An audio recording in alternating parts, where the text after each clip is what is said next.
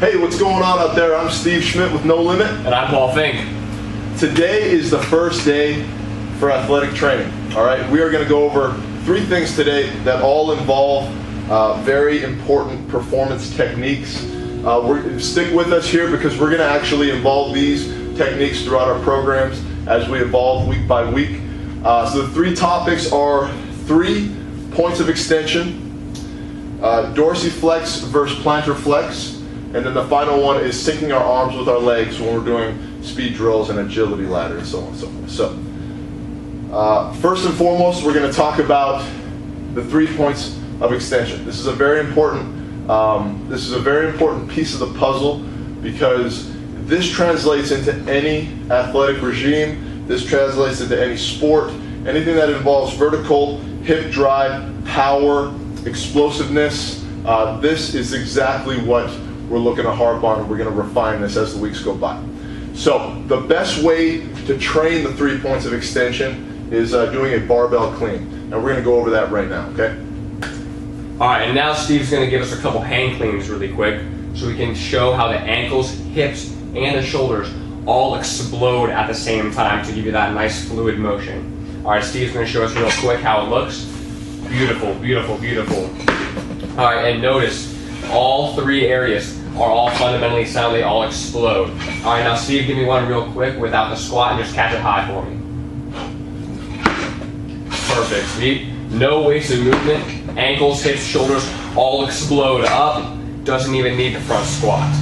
All right, now we're going to slow it down one time for the folks at home.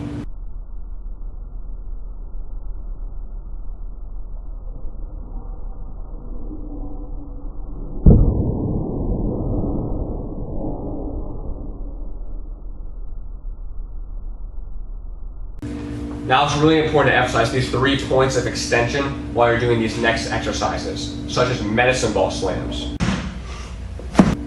tire flips, and squat jumps. Okay, the second concept we're going to talk about today is dorsiflex versus plantar flex. When we talk about dorsiflex, that is where the speed's at. So whenever we do certain exercises, we're going to ask for dorsiflex.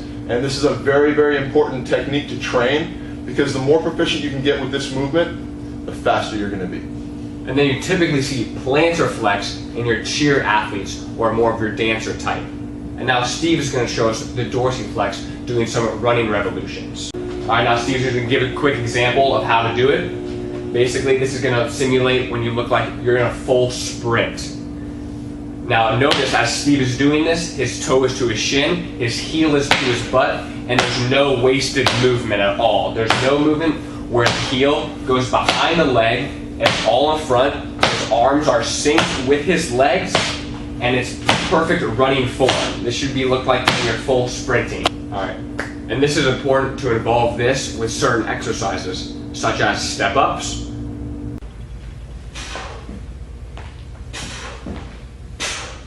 TRX knee drives,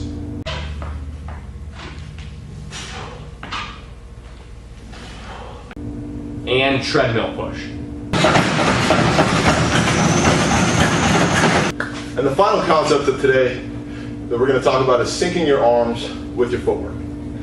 When you're doing exercises like high knees, sprinting, ladder drills, jumping, you want to make sure that your arms are synced up with your legs, okay? And the saying goes when you're speed training is the faster your arms go, the faster your feet move. So let's go ahead and focus on a couple different exercises that involve this movement. All right, first exercise we're going to get into is a jump squat. And Steve's going to show us the right way to do a jump squat first. Notice how his arms are moving the momentum up towards the sky so he can get that maximum vertical. All right, now Steve, let's show him a wrong jump squat. Notice how his arms are going down, which is moving the momentum away from where he's trying to go, which is up.